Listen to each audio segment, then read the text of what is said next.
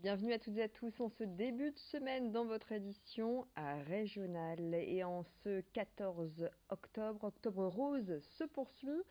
Le mois est consacré à la lutte contre le cancer du sein. Et dans la région, les événements sont nombreux, comme les 24 heures Mon bonnet rose. Le défi est simple, 24 heures pour établir le record de bonnets cousus en 24 heures. Ces bonnets sont précieux pour les femmes qui suivent une chimiothérapie et qui sont confrontées à la perte de leurs cheveux. Maureen Govard est passée par là en 2017.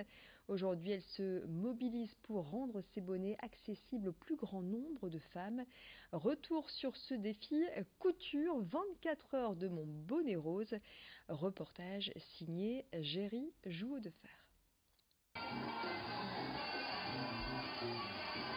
Aujourd'hui à Marcq-en-Barœul, une fête assez particulière. 600 bénévoles, plus d'1 millier de t-shirts collectés puis découpés et 1600 bonnets de chimio cousus en 24 heures. C'est le défi relevé par les associations Mon bonnet rose et Le Souffle du Nord. Le but, remettre un peu de couleur dans la vie des femmes atteintes du cancer du sein. Un marathon intensif où plane la bonne humeur. C'était une journée pleine d'émotions, enrichissante, avec des rencontres, des personnes qui ont voulu challenger pour le maximum de bonnets pour les personnes qui en ont besoin. Et c'était porteur de sens et puis vraiment dans une ambiance très festive et conviviale. Pour motiver les bénévoles et leurs performances, des groupes de musique, DJ set ainsi que des masseurs se sont relayés tout au long de l'événement. Les plus courageux n'ont eu que peu de répit. On a dormi effectivement à l'étage, dans une petite tente aménagée. Bon, c'était tout confort. Hein. On a dormi 3 heures donc, sur les 24 heures. Donc là, on a hâte de récupérer un peu. On est resté 24 heures et on a fait un maximum de bonnets pour ça. Un service rendu au niveau national, les bonnets seront offerts au groupe Ramsay, qui les distribueront ensuite aux femmes dans le besoin à travers le pays. Au total, c'est 2624 bonnets récoltés, en comptant d'autres associations partenaires. Une satisfaction pour les bénévoles. Il y a la maladie, certes, et puis il y a tout le reste. Et puis ça apporte aussi la féminité aux femmes. Et c'est tellement important parce qu'on a l'impression d'en perdre. Ça me touche. Mais comme toutes les femmes qui étaient là aujourd'hui, et les hommes, parce qu'il y avait des hommes, et ça c'est génial.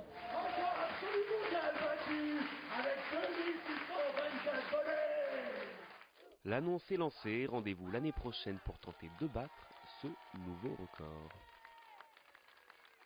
Voilà donc pour cette association Mon bonnet rose créée par Maureen Govard.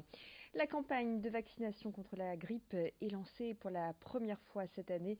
Les pharmaciens sont autorisés à vacciner les personnes à risque, soit les plus de 65 ans, les femmes enceintes ou encore les personnes atteintes de maladies cardiovasculaires et respiratoires. L'an dernier, dans les Hauts-de-France, les vaccins avaient déjà commencé à vacciner, les pharmaciens à vacciner dans leurs officines, puisque notre région était région expérimentale des pharmaciens qui ont reçu, pour ceux qui l'ont accepté, une formation spécifique.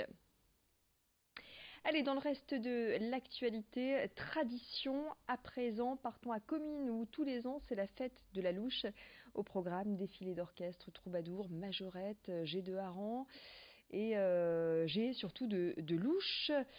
S'ensuit évidemment l'incontournable lancer donc de louche où chaque spectateur va tout donner pour essayer d'en attraper une.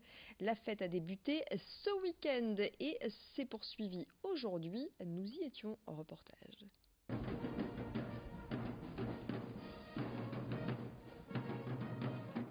À Comines, il ne pleut pas des gouttes, mais bien des louches. Et cela n'a pas l'air d'effrayer les habitants, bien au contraire. C'est un événement typique du Nord. Ça réunit une ville entière pour s'amuser, pour faire la fête. C'est vraiment quelque chose à voir, au moins une fois dans sa vie. C'était très bien.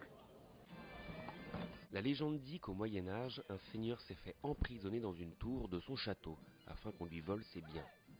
Il eut l'idée de jeter sa cuillère en bois au couvreur qui travaillait sur le toit en dessous de son cachot. Sa présence est alors remarquée, la nouvelle se répand, et c'est ainsi que le prisonnier fut libéré par la population. Depuis cette époque, le lancer de louche est devenu une institution. Cette fête traditionnelle vient d'un estaminet à Commune France qui faisait la fête lors du franc-marché, qui allait tous les lundis de la Saint-Denis. Il y avait un franc-marché. Et là, ce qui se passait, c'est que cet estaminet s'est rempli de plus en plus. Il y avait de plus en plus de gens autour qui voulaient aller faire la fête. Et à un moment donné, ils se sont un peu retrouvés débordés et ont eu cette idée de repartir sur cette histoire du Seigneur qui avait été enfermé. Et ils ont mis une estrade sur la place de Comines, et là ils ont lancé des louches. Ils étaient à l'époque en chapeau de forme. Sous cette pluie de louches, cette fête parvient aussi bien à amuser qu'à rassembler. Tous les ans on se retrouve, je crois qu'on triple même la population de Comines.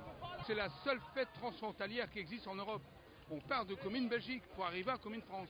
Ça, vous l'avez nulle part. Avoir la chance d'attraper une louche, c'est une année de joie et de bonheur. Alors rendez-vous au 2e dimanche d'octobre prochain.